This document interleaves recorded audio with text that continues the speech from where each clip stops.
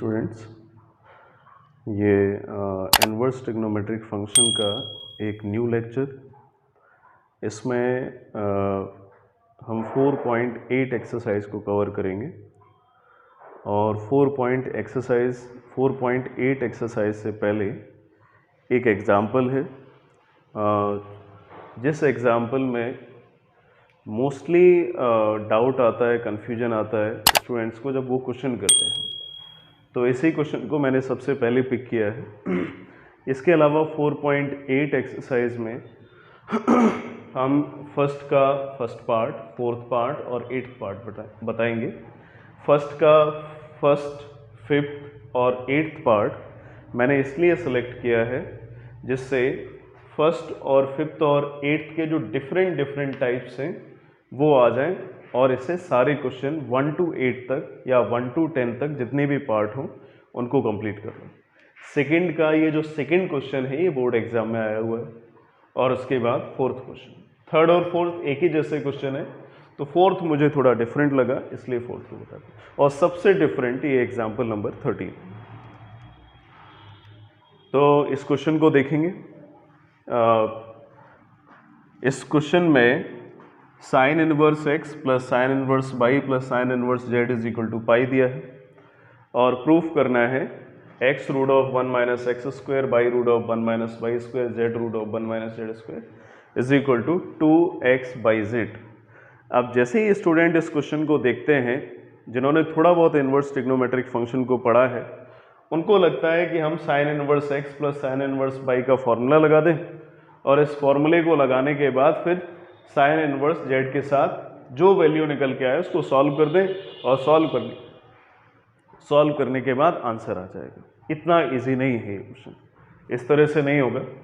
इसके लिए हम एक और मेथड करते हैं। एक और आइडिया आ सकता है स्टूडेंट्स को कि पाई लिखा हुआ है इस साइन इनवर्स z को या साइन इनवर्स y को या साइन इनवर्स x को किसी एक इनवर्स ट्रिग्नोमेट्रिक फंक्शन को ट्रांसपोजिशन करें और ट्रांसपोजिशन करने के बाद दोनों साइड साइन ले लें और उसके बाद फार्मूला लगा दें। उससे भी पॉसिबल नहीं है, उससे भी सॉल्व किया गया है, कई स्टूडेंट ने ट्राई किया लेकिन सॉल्विंग पॉसिबल नहीं है। तो अब इसके लिए देखते हैं कि प्रॉपर मेथड है क्या, कैसे सॉल्व करेंगे। प्रूफ देखते हैं। साइन इनवर्स x को मैंने अल्फा सपोज किया, then x is equal to आएगा साइन अल्फा। सेम टाइप से साइन इनवर्स y को बीटा सपोज किया तो y इज इक्वल टू आएगा साइन बीटा। और साइन इनवर्स z को गामा सपोज किया, साइन इनवर्स z को मैंने गामा सपोज किया तो z की वैल्यू यहाँ से आएगी साइन गामा। तो x बाई z का वैल्यू आ गया। अब इसके बाद जो गिवन कंडीशन है उसका यूज़ कर लेते हैं। साइन इनवर्स x का मतलब अल्फा है, साइन इनवर्स y का मतलब बीटा है, तो साइन इनवर्स x के प्लेस पे अल्फा आएगा, इसके प्लेस पे बीटा आएगा, साइन इनवर्स z के प्लेस पे गामा आएगा, इज इक्वल टू पाई। इसको मैंने डाल दिया इक्वेशन नंबर फर्स्ट। और उसके बाद जो प्रूफ करना है उसके लेफ्ट हैंड साइड को लिया, x ये लेफ्ट हैंड साइड को ले लिया, डायरेक्ट हम वैल्यू प्लेस करते हैं। x का वैल्यू है sine alpha, 1 minus sine square alpha, x के प्लेस पे साइन अल्फा को पुट किया, बाई का वैल्यू था साइन बीटा और root of 1 minus sine square beta, y के प्लेस पे वैल्यू आ गया बाई का।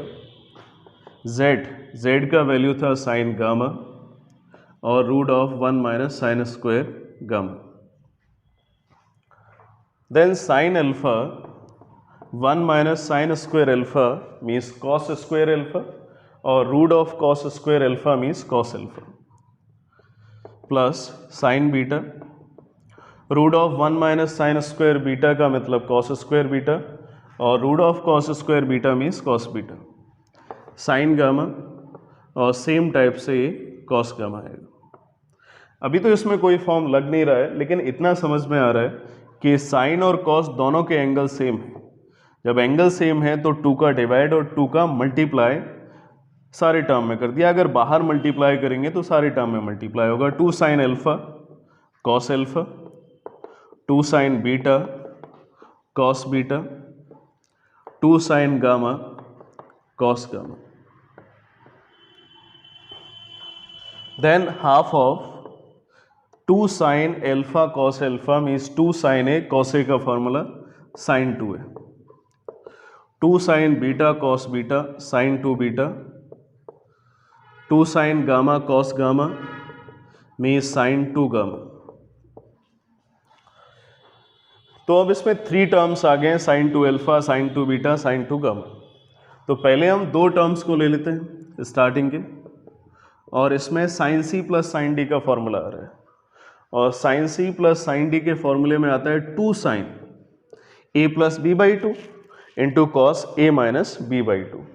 तो 2 sine a plus b by 2, 2 alpha plus 2 beta by 2, cos 2 alpha minus 2 beta by 2, ये फॉर्मूला लगा दिया 2 sine a plus b by 2 cos a minus b by 2 plus sine 2 gamma.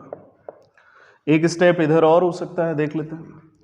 Half of 2 sign, अब इसमें एक step थोड़ा short कर रहे हैं, दोनों से कॉमन आएगा 2, और 2 से 2 कट हो गया, रिमेनिंग वैल्यू आएगी अल्फा प्लस बीटा। कॉस, इससे भी 2 कॉमन निकाला और 2 से 2 कट हो गया, वैल्यू आएगी अल्फा माइनस बीटा और साइन 2 गामा। ठीक है, इस तरफ देखते हैं। Half of 2 sine alpha plus beta, alpha plus beta को मैंने यहां से रिप्लेस कर दिया, अल्फा प्लस बीटा के प्लेस पे लिखा pi minus gamma, alpha plus beta के प्लेस पे लिख दिया pi minus gamma equation first से। Cos alpha minus beta plus sine 2 gamma लिखा हुआ था, तो इसको लिखा 2 साइन गामा कॉस गामा, इसलिए लिख लिया क्योंकि यहाँ पे भी गामा आ रहा था, तो शायद आगे चल के कॉमन आ सकता है दोनों से।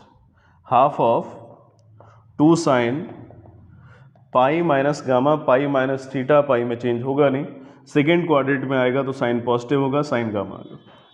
Cos alpha minus beta plus 2 sine gamma cos gamma, so half of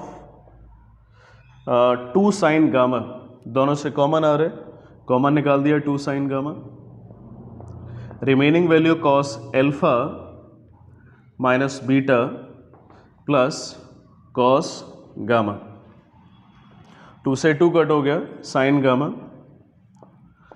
cos alpha minus beta.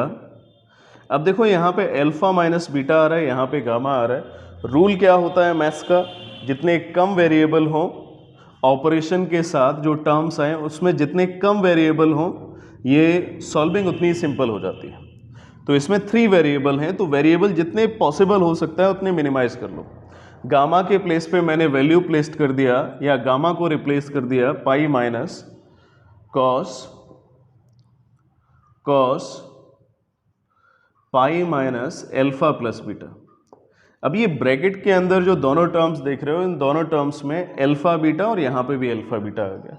यहाँ पे क्या था, 3 वेरिएबल थे, अब इस एक्सप्रेशन में ओनली 2 वेरिएबल है, एक अल्फा बीटा है, यहाँ पे भी अल्फा बीटा आ गया, मीन्स गामा से मैंने वैल्यू निकाल दी, pi minus alpha plus beta को ट्रांसपोजिशन किया, sine gamma cos alpha minus beta, और पाई में चेंज होता नहीं, कॉस अल्फा प्लस बीटा ही आएगा, लेकिन सेकेंड क्वाड्रेंट में है तो सेकेंड क्वाड्रेंट में कॉस नेगेटिव होता है, साइन गामा कॉस सी माइनस कॉस डी का ये फॉर्मूला हो गया। कॉस सी माइनस कॉस डी में आता है 2 साइन, कॉस सी माइनस कॉस डी में आता है 2 sine c minus d by 2 into 2 sine c minus d by 2 into sine c plus d by 2। So alpha minus beta minus alpha minus beta, cos C minus cos d, alpha minus beta, तो ये by 2 आएगा और sine alpha minus beta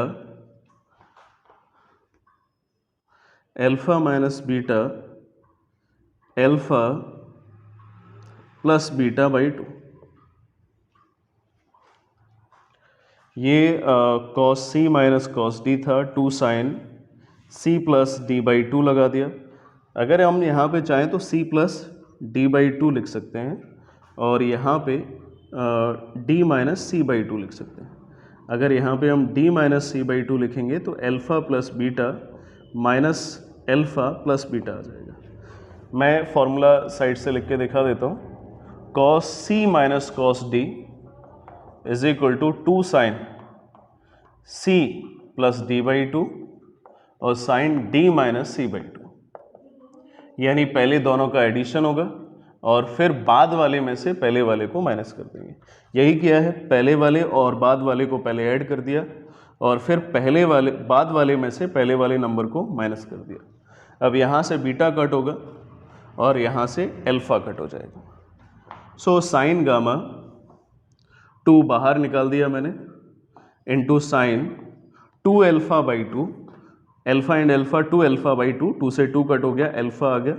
ऐसे ही sine alpha से alpha cut हो गया, 2 beta by 2, 2 से 2 cut हो गया, बीटा आ गया 2।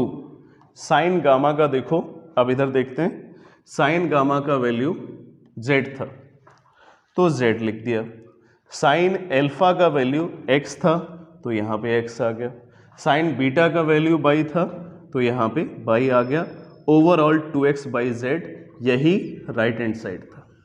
देखो यही राइट हैंड साइड था। तो एक ये इक्वेशन गिवन था इनवर्स ट्रिग्नोमेट्रिक फंक्शन में, और जो इनवर्स ट्रिग्नोमेट्रिक फंक्शन होता है वो एंगल के इक्वल होता है, इसलिए साइन इनवर्स x को अल्फा, साइन इनवर्स y को बीटा और साइन इनवर्स z को गामा लिख दिया। यहाँ से x बाई z का वैल्यू निकाल दिया और sine inverse x, sign inverse y, sign inverse z से जो वैल्यू आई थी उसको उसके प्लेस पे रिप्लेस कर दिया, अल्फा बीटा गामा लिख दिया, जिससे एक इक्वेशन आ गई, फर्स्ट इक्वेशन। उसके बाद मैंने लेफ्ट हैंड साइड को लिया और लेफ्ट हैंड साइड में x के प्लेस पे x का वैल्यू, y के प्लेस पे y का वैल्यू, z के प्लेस पे z का वैल्यू पुट कर दिया। उसके बाद सॉल्व किया, sine c plus sine d का फॉर्मूला आ गया, 2 sine c plus d by 2 cos C minus d by 2, ये वैल्यू पुट कर दी। उसके बाद इक्वेशन फर्स्ट का यूज़ किया और इक्वेशन फर्स्ट का यूज करने के बाद यहाँ पे पाई माइनस गामा लिख दिया, ये इक्वेशन फर्स्ट का यूज़। और इसके बाद यहाँ पे भी इक्वेशन फर्स्ट का यूज़ किया है इस टर्म में, और उसके बाद फिर से एक फार्मूला बना कॉस सी माइनस कॉस डी, तो 2 साइन फार्मूला होता है c plus d by 2 into sine d minus c by 2, उसमें वैल्यू को पुट किया, सॉल्व किया और ये वैल्यूज x बाई जेड के इक्वल थी और फाइनली प्रूफ आ गया। ठीक है, अब एक्सरसाइज के क्वेश्चन को हम समझेंगे। एक्सरसाइज में 1 2 3 4 5 क्वेश्चन को देखेंगे। मुझे लग रहा है ये एकदम क्लियर हो गया होगा। चलो एक्सरसाइज के क्वेश्चन को देखते हैं। ये एक्सरसाइज 4.8 का फर्स्ट क्वेश्चन है। 4.8 से पहले जो 4.7 तक की एक्सरसाइज थी उसमें कुछ डिफरेंट था, इसमें और कुछ डिफरेंट एक्सप्रेशन। वहाँ पे क्या था, साइन इनवर्स साइन आता था। अब यहाँ पे क्या हुआ है, साइन पहले आ गया है, इनवर्स बाद में आ गया है। मेरा कहने का मतलब है कि पहले जो 4.7 से पहले जितने भी क्वेश्चन थे, यानी 4.7 एक्सरसाइज तक जितने भी क्वेश्चन थे उसमें इनवर्स पहले आता था और उसके बाद ट्रिग्नोमेट्रिक बाद में आता था। अब क्या है, ट्रिग्नोमेट्रिक पहले आता है और उसके एंगल के प्लेस पे इनवर्स ट्रिग्नोमेट्रिक फंक्शन आ जाता है। और पहले जैसे ये फंक्शन लिखा हुआ है, सपोज किया, तो इस फंक्शन से जो वैल्यू निकल के आती थी वो इनवर्स ट्रिग्नोमेट्रिक फंक्शन की जो रेंज की वैल्यू है उसमें लाई करनी चाहिए, तब साइन इनवर्स से साइन कट होता है। ये कई बार मुझे बोलते हुए सुना होगा कि साइन इनवर्स से साइन तभी कट होगा जब साइन इनवर्स की रेंज में ये वैल्यू लाई करेगी। ठीक है, अब क्या है, साइन बाहर आ गया है। ये मैं एग्जांपल ले रहा हूँ, साइन के प्लेस पे कॉस भी हो सकता है, टेन भी हो सकता है, कोई भी ट्रिग्नोमेट्रिक फंक्शन आ सकता है। साइन ऑफ साइन इनवर्स लिखा हुआ है। अब साइन की हमें रेंज देखना है। साइन की रेंज का मतलब हो गया इनवर्स ट्रिग्नोमेट्रिक फंक्शन की डोमेन देखना है, यानी ये जितनी भी वैल्यूज हैं ये सब डोमेन में लाई करनी चाहिए या फिर ट्रिग्नोमेट्रिक फंक्शन की रेंज में लाई करनी चाहिए। अगर ट्रिग्नोमेट्रिक फंक्शन की रेंज में या इनवर्स ट्रिग्नोमेट्रिक फंक्शन की डोमेन में लाई करेगी, एक ही बात होती है, ट्रिग्नोमेट्रिक फंक्शन का रेंज या इनवर्स ट्रिग्नोमेट्रिक फंक्शन का डोमेन। ये फर्स्ट क्लास में मैंने बता दिया था, जिसमें basic information of inverse trigonometric function domain और रेंज के लिए टॉपिक पर आया है, उसमें देख सकते हो वीडियो में।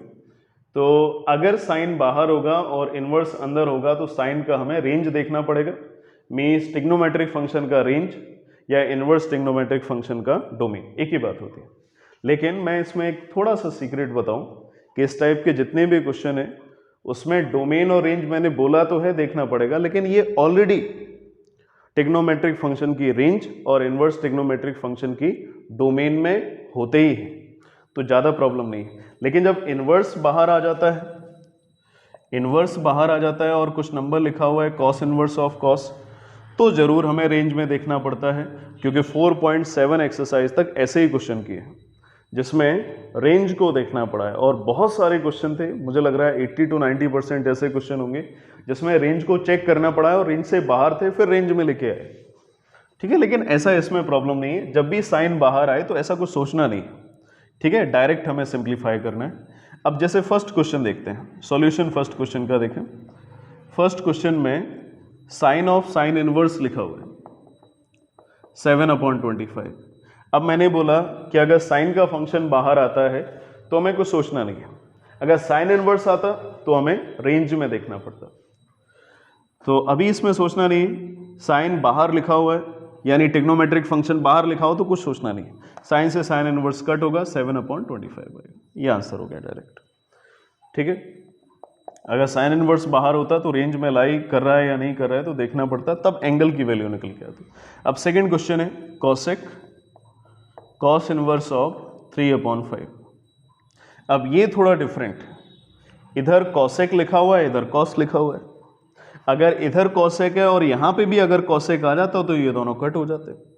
तो अब इसके लिए हमें अलग से सॉल्विंग करनी पड़ेगी और हमें कॉस इनवर्स को रिप्लेस करके कॉसेक लेके आना होगा, इसलिए कॉसेक से कॉसेक इनवर्स कट हो जाएगा, है ना।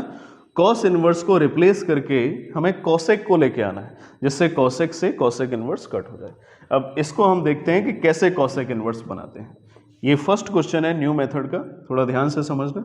कॉस इनवर्स 3/5 को थीटा लिख दिया, इसका मतलब होता है 3/5 is equal to cos theta. Cos का मतलब क्या होता है, base upon hypotenuse, base upon hypotenuse. और साइन थीटा का मतलब क्या होता है, परपेंडिकुलर अपॉन हाइपोटेन्यूज।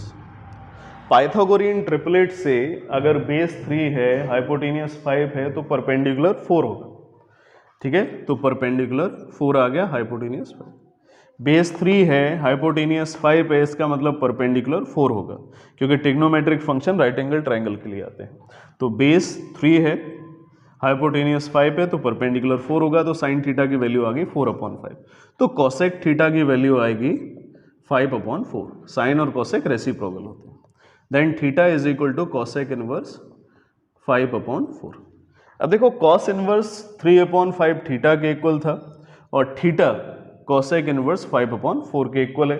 इसका मतलब है कि कॉस इनवर्स 3/5 कॉसेक इनवर्स 5/4 के इक्वल है। ये टर्म इसके इक्वल और ये टर्म इसके इक्वल और ये टर्म इसके इक्वल, इसका मतलब ये डायरेक्टली इसके इक्वल।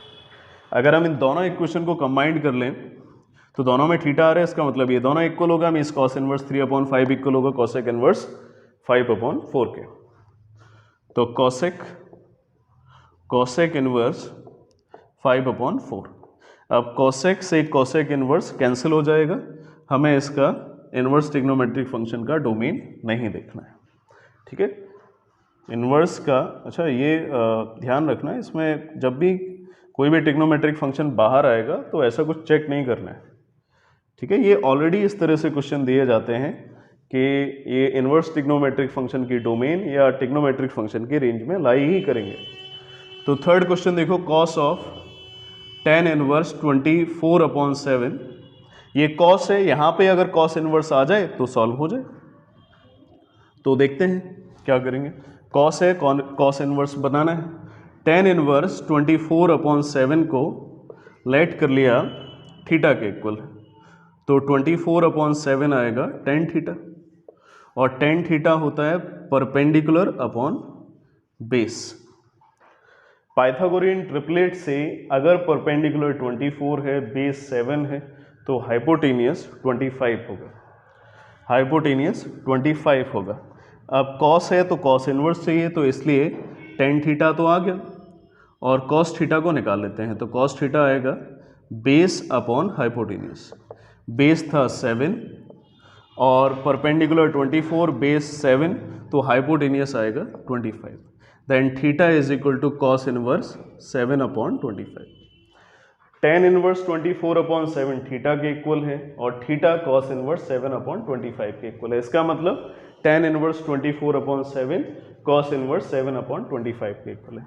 ये दोनों थीटा है, ये दोनों इसके इक्वल है। इसका मतलब ये वैल्यू इस वैल्यू के इक्वल है।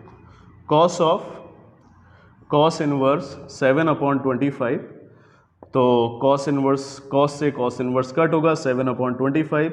अब ओवरऑल बेसिक कॉन्सेप्ट ये है इस टाइप के क्वेश्चन में कि अगर टिग्नोमेट्रिक फंक्शन बाहर आता है और इनवर्स टिग्नोमेट्रिक फंक्शन अंदर आएगा, तो ऐसा कोई कन्फ्यूजन नहीं है जैसे पॉइंट 7 तक की है कि हमें रेंज में ही देखना पड़ेगा। ये इसमें रेंज में पहले तो नहीं देखना है, क्योंकि टिग्नोमेट्रिक फंक्शन है, तो टिग्नोमेट्रिक फंक्शन है तो टिग्नोमेट्रिक फंक्शन की रेंज देखनी पड़ेगी। तो टिग्नोमेट्रिक फंक्शन की रेंज या इनवर्स टिग्नोमेट्रिक फंक्शन की डोमेन ऑलरेडी ये अपने इंटरवल में लाई करती है, तो हमें चेक नहीं करना है।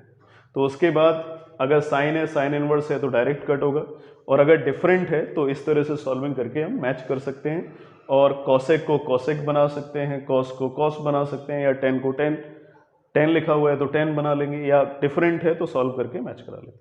ठीक है, सेकेंड क्वेश्चन को देखेंगे। इसमें सेकेंड का सेकेंड पार्ट लिया है, और ये बोर्ड एग्जाम में आ चुका है क्वेश्चन, और ये क्वेश्चन इसलिए भी लिया जिससे इसका मेथड क्लियर कर लो। इनवर्स ट्रिग्नोमेट्रिक फंक्शन के बहुत सारे फॉर्मूले हैं, लेकिन हमें केवल एक फॉर्मूला का मतलब जो फॉर्मूला होगा उसका प्लस साइन का, जो प्लस साइन के ऑपरेशन से फॉर्मूला बनेगा, माइनस साइन के ऑपरेशन से फॉर्मूला बनेगा, केवल एक ही फॉर्मूले के दो टाइप को समझना है पूरे चैप्टर में। अगर ये फॉर्मूला तैयार कर लिया तो और फॉर्मूले तैयार नहीं करने पड़ेंगे। फॉर्मूले बहुत हैं इसमें, लेकिन मैं जो फॉर्मूला बता रहा हूँ उसको केवल तैयार कर लो। फॉर्मूला है tan inverse x plus tan inverse y is equal to tan inverse, plus है तो इधर प्लस आएगा और इधर माइनस आएगा। अगर यहाँ पे tan inverse x minus tan inverse y होता है तो tan inverse x minus y upon 1 plus x y. ठीक है, केवल यही फॉर्मूला तैयार करना है पूरे चैप्टर में। फॉर्मूले कई मिल जाएंगे बुक्स में, sine inverse x, sign inverse y, इसका प्लस का भी फॉर्मूला है, माइनस का भी है, कॉस इनवर्स के भी फॉर्मूले हैं, प्लस के भी है, माइनस के भी हैं। ये इतने सारे फॉर्मूले तैयार नहीं करना है, केवल ये एक फॉर्मूला ही है, क्योंकि प्लस और माइनस से एक ही फॉर्मूला बनेगा। तो प्लस है तो यहाँ पे प्लस, और माइनस, माइनस है तो यहाँ पे माइनस, और ये प्लस आएगा। इस फॉर्मूले को तैयार रखना है। ठीक है, ऐसे ऐसे क्वेश्चन होगा, हम देखते हैं कैसे क्वेश्चन होगा। लेफ्ट हैंड साइड को लिया, cos of sine inverse 3/5 plus cot inverse of 3/2। Cos of, ये फॉर्मूला बनाना है, ये फॉर्मूले याद नहीं रखना है। अब देखो इस फॉर्मूले को पहले तो बनाते कैसे हैं। साइन इनवर्स 3/5, साइन का मतलब होता है perpendicular upon hypotenuse. Formula tan का बनाना है तो tan इनवर्स, परपेंडिकुलर 3 है, हाइपोटेनियस 5 है। पाइथागोरस थ्योरम या पाइथागोरियन ट्रिपलेट से बेस आ जाएगा 4, तो tan के लिए फॉर्मूला होता है परपेंडिकुलर अपॉन बेस, बेस हो गया 4, फॉर्मूला आएगा 3/4। कॉट इनवर्स 3/2 लिखा है तो tan इनवर्स 2/3 होगा। ठीक है, साइन इनवर्स अगर कहीं x लिखा होता है तो इसका मतलब होता है कॉसेक इनवर्स 1/x, या फिर कहीं पे भी कॉस इनवर्स x लिखा हुआ है तो इसका मतलब है सेक इनवर्स 1/x। ये आपस में रेसिप्रोकल हो जाते हैं अगर टिग्नोमेट्रिक टर्म रेसिप्रोकल है। तो tan इनवर्स 2/3 आ गया कॉस, ये फॉर्मूला इसी का यूज कर लेंगे। तो ओवरऑल मेथड ये है कि कोई भी इनवर्स टिग्नोमेट्रिक फंक्शन लिखा हो हम उसे tan इनवर्स में कन्वर्ट करके फॉर्मूला बना लेंगे।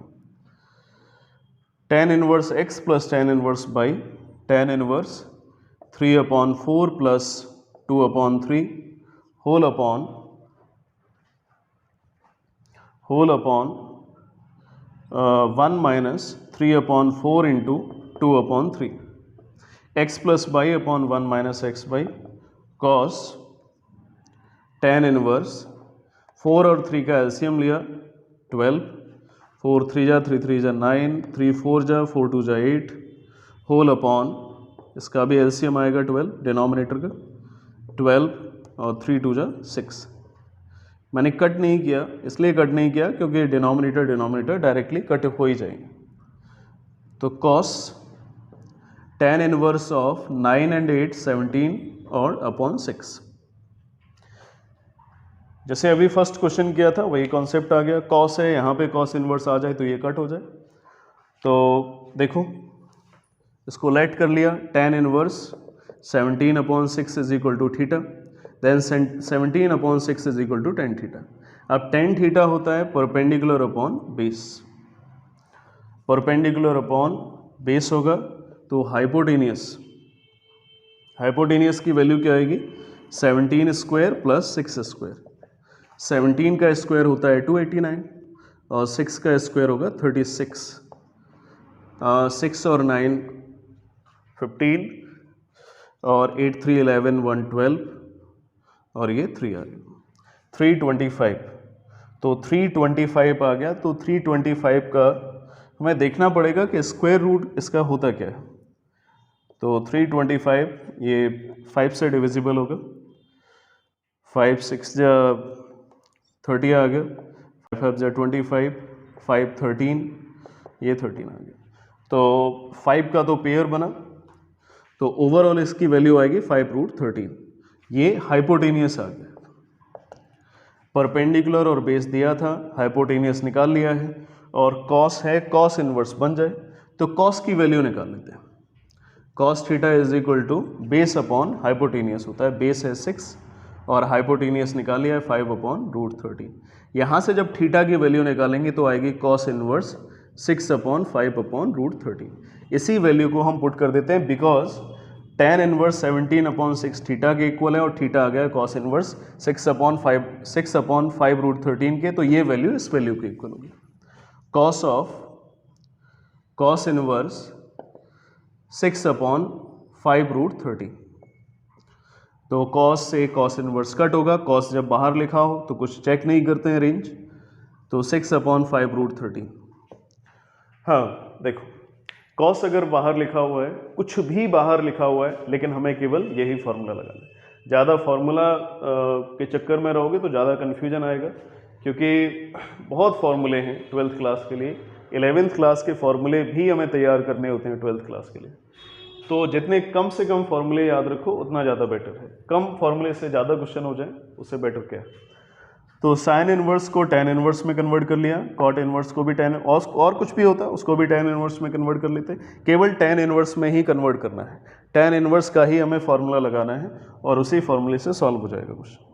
इसके बाद ये tan इनवर्स का फॉर्मूला लगा दिया, सॉल्व किया, ये था कॉस, tan इनवर्स आ गया, तो tan इनवर्स को cos इनवर्स में कन्वर्ट कर दिया। फर्स्ट में मैंने बताया था, फर्स्ट जब क्वेश्चन कराया था, तो इसका ये मेथड मैंने अभी बता दिया है। tan इनवर्स को 17/6 के इक्वल लिखा है, ये परपेंडिकुलर अपॉन बेस होता है, हाइपोटेनियस निकाल दिया, कॉस होता है बेस अपॉन हाइपोटेनियस, थीटा की वैल्यू आ गई, थीटा की वैल्यू को यहाँ पे पुट किया और आंसर आ गया। ठीक है, ये सेकंड पार्ट कंप्लीट हो गया। अब हम लास्ट क्वेश्चन की तरफ चलते हैं, 4.8 एक्सरसाइज। क्वेश्चन नंबर 4 में cos of 2 sin inverse -x is equal to 0 given. Sine inverse में माइनस आ गया है। अब ये जो ट्रिग्नोमेट्रिक फंक्शन है उसमें तो हमें पता है कि कॉस माइनस थीटा कॉस के इक्वल होता है, सेक माइनस थीटा सेक के इक्वल होगा। उसके अलावा जितने भी ट्रिग्नोमेट्रिक फंक्शन है, जैसे टेन माइनस थीटा ले लिया तो उससे माइनस बाहर आ जाता है। इन्वर्स ट्रिग्नोमेट्रिक फंक्शन में क्या होता है, तो इसमें भी कुछ फॉर्मूले हैं। साइन इनवर्स माइनस एक्स होगा तो माइनस साइन इनवर्स एक्स आ जाता है। कॉस इनवर्स माइनस एक्स होगा तो pi minus cos inverse x होता है। टेन इनवर्स माइनस एक्स का formula minus tan inverse x होता है, और कोसेक इनवर्स माइनस एक्स में माइनस कोसेक इनवर्स एक्स आता है, और sec inverse x minus x का फॉर्मूला होता है, उसमें pi minus sec inverse x आ जाता है। जैसे ट्रिग्नोमेट्रिक में था cos minus theta cos theta के इक्वल होता है, लेकिन यहाँ पे जैसा कॉस में होगा वैसे ही सेक में, वहाँ पे भी सेम था, cos minus theta cos theta के इक्वल था, sec minus theta sec theta के इक्वल था। तो ये पाई माइनस कॉस इनवर्स आ गया है और ये पाई माइनस सेक इनवर्स हो गया। एक थोड़ा सा डिफरेंस है कि सेक इनवर्स माइनस एक्स में pi minus cot inverse minus x में pi minus cot inverse x आता है। अगर कोई भी स्टूडेंट चाहता है कि इसके प्रूफ क्या है, ये कैसे आए फॉर्मूले, कैसे बने, किसी भी फॉर्मूले का प्रूफ अगर चाहिए तो मुझे बताओ, कमेंट बॉक्स में जाके मुझे बताओ, तो मैं इन सब के प्रूफ बता दूंगा, जितने भी फॉर्मूले मैंने इन्वर्स ट्रिग्नोमेट्रिक फंक्शन में अभी तक बता दिए। तो अभी इस क्वेश्चन को देखते हैं। ये सॉल्व करना है, सॉल्व करने का मतलब x का वैल्यू निकालना है, कॉस। अच्छा, साइन इनवर्स ब्रैकेट में आ गया है तो मेथड सेम रहेगा जैसे अभी पीछे क्वेश्चन किए। लेट कर लेते हैं इसको,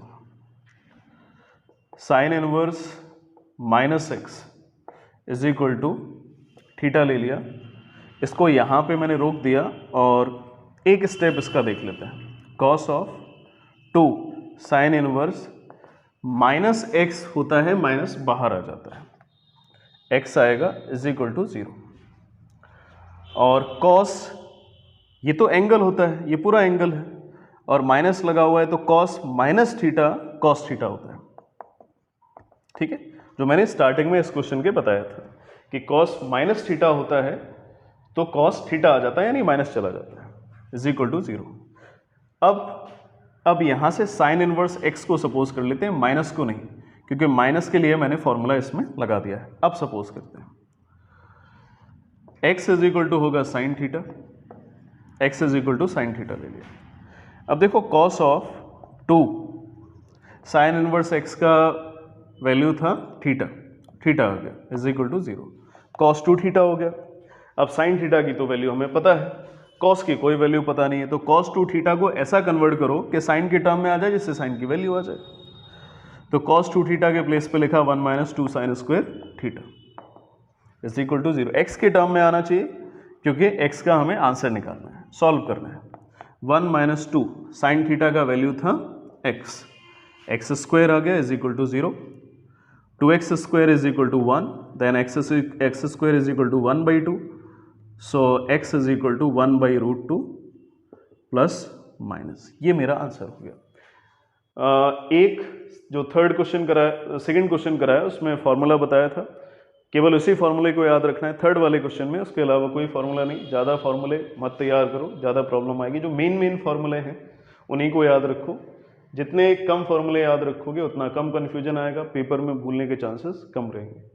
अब जो मेन फॉर्मूले हैं वो तो याद रखना ही पड़ेगा, और ये इसमें कॉस, सेक और कॉट ऐसे 3 फॉर्मूले हैं जिसमें पाई माइनस आता है, इसलिए ये माइनस का फॉर्मूला लगाया। उसके बाद माइनस बाहर आ गया, cos minus theta cos theta होता है, साइन इनवर्स एक्स का वैल्यू थीटा आ गया, और उसके बाद सॉल्व करके ये एक्स का वैल्यू निकाल लिया। 4.8 एक्सरसाइज कंप्लीट हो गई। और अभी तक मैं जहाँ तक पहुँच चुका हूँ, और जिन स्टूडेंट का अभी 12th क्लास का जो एग्ज़ाम है वो पोस्टपोन्ड हो गया है, उनके लिए जितना इन्वर्स ट्रिग्नोमेट्रिक फंक्शन में मैंने बता दिया है वो शायद मुझे लग रहा है 4th या 5th लेक्चर में ही कंप्लीट हो गया। ये सब उन स्टूडेंट के लिए हैं जो 12th क्लास में न्यू स्टूडेंट है, जिनको हर टॉपिक को क्लियर करना है। और साथ में ये भी बता दूं, जो 12th क्लास में अभी पढ़ रहे हैं वो IIT मेंस की प्रिपरेशन करेंगे, एडवांस की प्रिपरेशन करेंगे, तो इसके लिए बेसिक उनका एकदम क्लियर होना चाहिए। तो बेसिक के लिए ये जो मैं जितने भी लेक्चर दे रहा हूँ, जितनी भी वीडियोस बना रहा हूँ, उनको प्रॉपरली देखें। जिससे हर टॉपिक अभी क्लियर होगा, जिससे मेंस और एडवांस की जब प्रिपरेशन करेंगे तो उसमें प्रॉब्लम नहीं आएगी, उनका बेसिक क्लियर होगा। ठीक है, तो आज की वीडियो में इतना ही रखते हैं। Okay, thank you, stay tuned.